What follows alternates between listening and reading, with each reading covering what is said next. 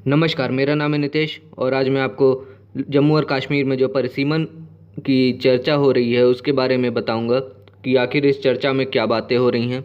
तो आइए देखते हैं। हाल ही में जम्मू और कश्मीर में परिसीमन अभ्यास शुरू हुआ है, तो इस वजह से चर्चा में रहा परिसीमन। परिसीमन अभ्यास का पूरा होना केंद्र शासित प्रदेशों यूनियन टेरिटरीज में राजनीतिक प्रक्रिया को चिन्हित करेगा जो जून 2018 से केंद्र के शासन के अधीन है। तो जो परिसीमन अभ्यास है जम्मू कश्मीर में जिसको चलाया जा रहा है उसके पूरा होने से केंद्र शासित प्रदेशों में जो राजनीतिक प्रक्रिया होती है उसके बारे में पहचान की जाएगी, जो कि जून 2018 से ये केंद्र के शासन के अधीन जम्मू कश्मीर जो है उसके अंदर परिसीमन होगा। तो जो राजनीतिक प्रक्रिया है वो हमें पता लगेगी। तो जब ये 2018 में केंद्र के शासन में आया तो उसके बाद इसमें जो यूनियन टेरिटरीज बने तो इस हिस्से को लद्दाख बनाया गया और ये वाला हिस्सा जो है इसको जम्मू कश्मीर रखा गया इसका नाम। तो ये दो हमारी यूनियन टेरिटरीज हैं। परिसीमन क्या होता है? निर्वाचन आयोग के अनुसार किसी देश या विधायी निकाय वाले प्रांत में क्षेत्रीय निर्वाचन क्षेत्रों जो विधानसभा या लोकसभा की सीटें हैं उनकी सीमाओं को तय करने या फिर से परिभाषित करने का कार्य परिसीमन है। तो कोई भी अगर क्षेत्र है या कोई भी देश है, जैसे क्षेत्र हो गया या देश हो गया, तो इसमें जो निर्वाचन क्षेत्र हैं विधानसभा की सीटें और लोकसभा की जो सीटें हैं उसकी सीमाओं को तय करना या दोबारा से उसकी नई सीमा बनाना, इसको परिसीमन कहा जाता है। इस काम को परिसीमन कहते हैं। परिसीमन अभ्यास, जिसको डिलिमिटेशन एक्सरसाइज भी कहते हैं इंग्लिश में, एक स्वतंत्र उच्च शक्ति वाले पैनल द्वारा किया जाता है जिसे परिसीमन आयोग के रूप में जाना जाता है। तो परिसीमन अभ्यास जो होता है एक स्वतंत्र इंडिपेंडेंट एक निकाय बनाते हैं, जिस एक निकाय के आयोग समझ लीजिए, आयोग एक बनाया जाता है जिसमें ये एक इंडिपेंडेंट आयोग रहता है। इसमें शक्तियाँ हाई रहती हैं, मतलब बहुत ज़्यादा इसको शक्तियाँ दी गई रहती हैं, जिसके आदेशों में कानून का बल होता है। तो ये जो परिसीमन आयोग रहता है इसके जो भी आदेश रहेंगे वो एक तरह से कानून रहते के बराबर माने जाते हैं और किसी भी न्यायालय द्वारा इस पर सवाल नहीं उठाया जा सकता। तो कोई भी न्यायालय अगर रहेगा उसमें इसके ऊपर सवाल नहीं उठा सकते हैं। किसी निर्वाचन क्षेत्र के क्षेत्रफल को उसकी जनसंख्या के आकार जो पिछली जनगणना हुई है उसके आधार पर फिर से परिभाषित करने के लिए वर्षों से अभ्यास किया जाता रहा है।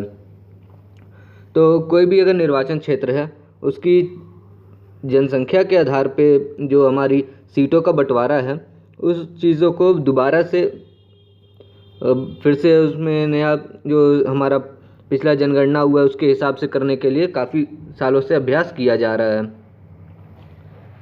एक निर्वाचन क्षेत्र की सीमाओं को बदलने के अलावा इस प्रक्रिया के परिणाम स्वरूप राज्यों में सीटों की संख्या में भी परिवर्तन हो सकता है।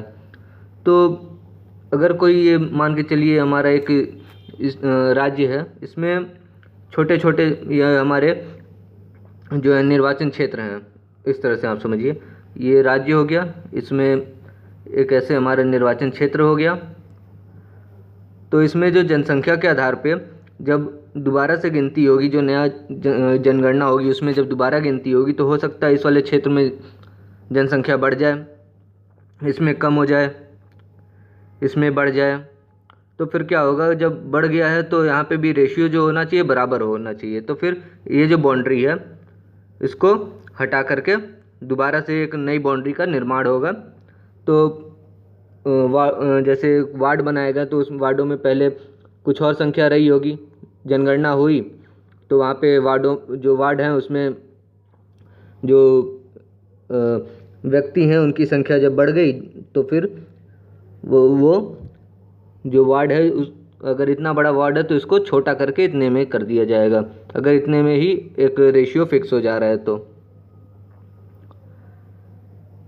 संविधान के अनुसार इसमें अनुसूचित जाति एससी और अनुसूचित जनजाति SC ST के लिए विधानसभा सीटों का आरक्षण भी शामिल होता है।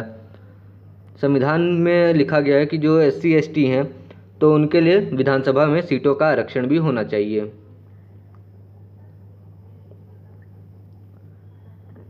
इसका उद्देश्य क्या है?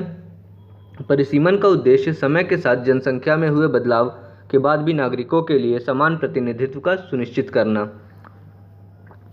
जो भी जनसंख्या है उसके बदलाव के बाद भी जो सभी नागरिक हैं, जितने भी नागरिक हैं उन सभी को एक बराबर प्रतिनिधित्व दिया जाना इसका उद्देश्य होता है।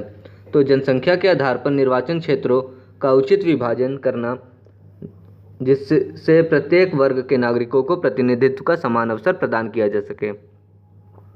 तो जनसंख्या के आधार पर जो हमारी लास्ट जनगणना होगी उसकी जनसंख्या के आधार पर निर्वाचन क्षेत्रों को दोबारा से बांट दिया जाए, जिससे जो हर एक वर्ग के नागरिक, सभी वर्गों के नागरिक का जो प्रतिनिधित्व है वो एक समान हो जाए, जिससे सभी को समान अवसर प्रदान किया जा सके।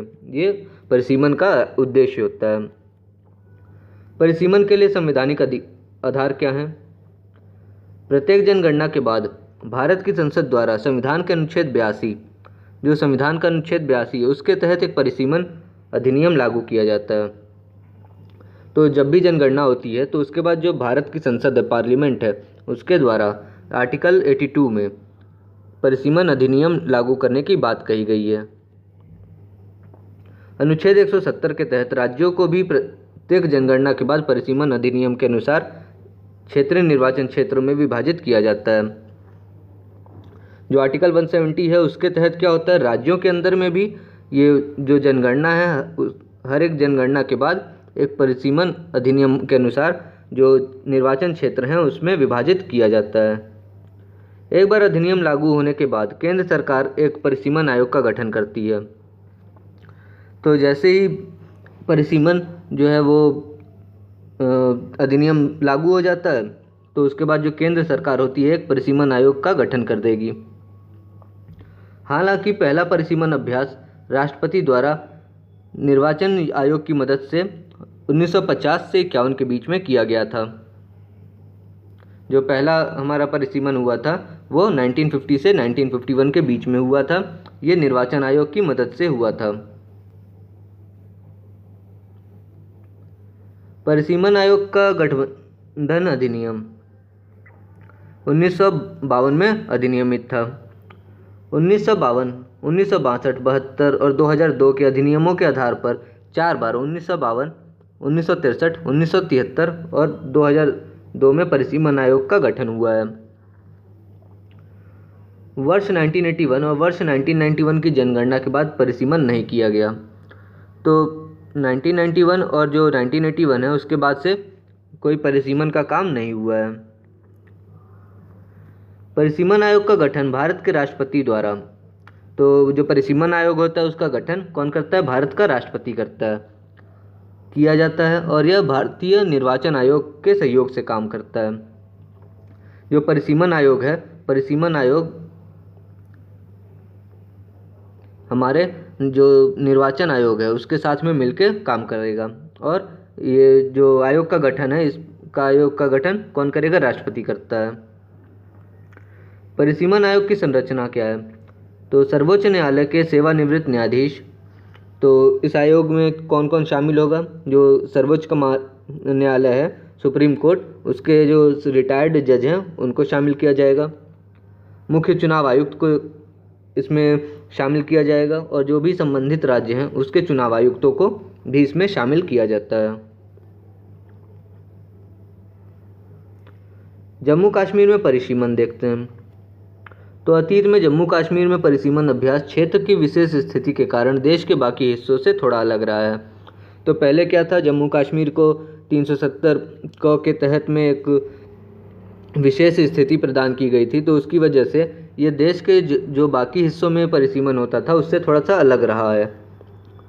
लोकसभा सीटों का परिसीमन, तब जम्मू कश्मीर में भारतीय संविधान द्वारा शासित था, लेकिन विधानसभा सीटों का परिसीमन जम्मू कश्मीर संविधान और जम्मू कश्मीर लोक प्रतिनिधित्व अधिनियम 1957 द्वारा अलग से शासित किया गया था। जो लोकसभा की सीटें थीं वो तो भारत के संविधान के द्वारा शासित हो रही थीं, लेकिन जो विधानसभा की सीटें थीं वो जम्मू कश्मीर के संविधान और जो जम्मू कश्मीर का लोक प्रतिनिधित्व अधिनियम 1957 का था उसके द्वारा शासित हो रहा था। मतलब वहाँ पे दो संविधान चलते थे, एक जम्मू कश्मीर का अलग संविधान होता था और एक भारत का संविधान रहता था, जिसको अब दोनों ही एक में कर दिया गया है। जब से इसको यूनियन टेरिटरीज बनाया गया, केंद्र शासित प्रदेश, तब से ये भी भारत के संविधान के द्वारा ही शासित होते हैं। हालांकि जम्मू कश्मीर ने अपना विशेष दर्जा खो दिया और 5 अगस्त 2019 को अनुच्छेद 370 के तहत विशेष स्थिति को निरस्त करने के बाद दो केंद्र शासित प्रदेश जम्मू कश्मीर और लद्दाख में विभाजित हो गया। तो जो जम्मू कश्मीर था उसको जो विशेष दर्जा मिला था तो वो चीज़ 5 अगस्त 2019 को ख़त्म कर दी गई और जो अनुच्छेद 370 था उसको निरस्त कर दिया गया और उसके बाद दो केंद्र शासित प्रदेश जम्मू और कश्मीर और लद्दाख बना दिए गए।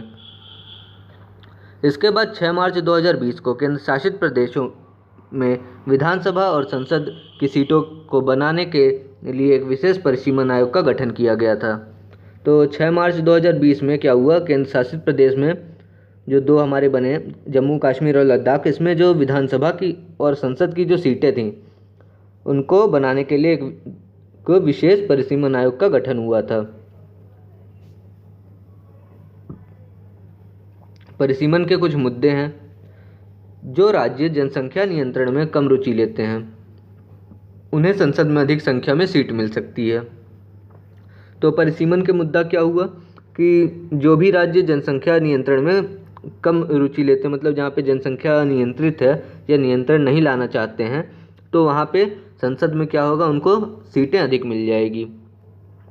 परिवार नियोजन को बढ़ावा देने वाली दक्षिणी राज्य को अपनी सीटों कम होने की संभावना का सामना करना पड़ेगा, क्योंकि जब वहाँ पे जो सीटों का बंटवारा होता किस तरह से है, तो सीटों का बंटवारा जो है हमारा जनगणना के हिसाब से होता है। तो जनगणना में जब वहाँ पे हमारी ये दक्षिण भारत में जब लोग कम रहेंगे तो यहाँ पे जो प्रतिनिधित्व होगा उसका रेशियो ज़्यादा एरिया पे बनेगा। और जो हमारा नॉर्थ इंडिया है उसके अंदर क्या है, यहाँ पे जब जनसंख्या ज़्यादा है तो यहाँ छोटे छोटे ही क्षेत्रों में एक एक सीट मिल जाएगी और दक्षिण भारत में बड़ी क्षेत्र पे एक सीट होंगी, जिससे समान बंटवारा नहीं हो पाएगा। वर्ष 2002 से 8 के तक परिसीमन जो था जनगणना 2001 के आधार पर की गई थी, लेकिन वर्ष 1971 की जनगणना के अनुसार विधानसभा और संसद में तय की गई सीटों की कुल संख्या में कोई बदलाव नहीं किया गया। तो जो 2002 से 8 तक जो थी परिसीमन जो हो रहा था वो जनगणना 2001 की जो जनगणना थी उसके आधार पे हो रही थी, लेकिन जो विधानसभा है और संसद है उसमें जो सीटें थीं उनको 1971 के ही सेंसस पे रखा गया, क्योंकि 1971 के बाद जो इंदिरा गांधी की सरकार थी उसमें परिवार नियोजन की बात कही गई थी उस समय में। तो दक्षिण भारत के लोगों ने इसको सम्मान दिया और इस चीज़ को माने, जिससे वहाँ पे जो जनसंख्या है वो काफ़ी नियोजित हो गई और जो उत्तर भारत के लोग हैं वहाँ पे जो जनसंख्या है वो नियोजन में नहीं रह सकी। संविधान ने लोकसभा एवं राज्यसभा सीटों की संख्या क्रमशः 550 और 250 तक सीमित कर दिया है और बढ़ती जनसंख्या का प्रतिनिधित्व एक ही प्रतिनिधि द्वारा किया जा रहा है। तो जो संविधान है उसने लोकसभा और राज्यसभा में जो सीटें हैं वो 550 लोकसभा के लिए और राज्यसभा के लिए 250 तक सीमित कर दिया है। पहले 552 होता था जिसमें 2 एंग्लो इंडियन को शामिल किया जाता था, लेकिन अब इस प्रावधान को भी ख़त्म कर दिया गया है।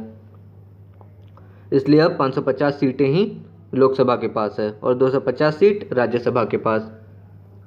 तो इससे क्या हो रहा है कि जो बढ़ती हुई जनसंख्या है उत्तर भारत में, तो उसका प्रतिनिधित्व एक ही प्रतिनिधि द्वारा किया जा रहा है। Thank you. Please share and like the video.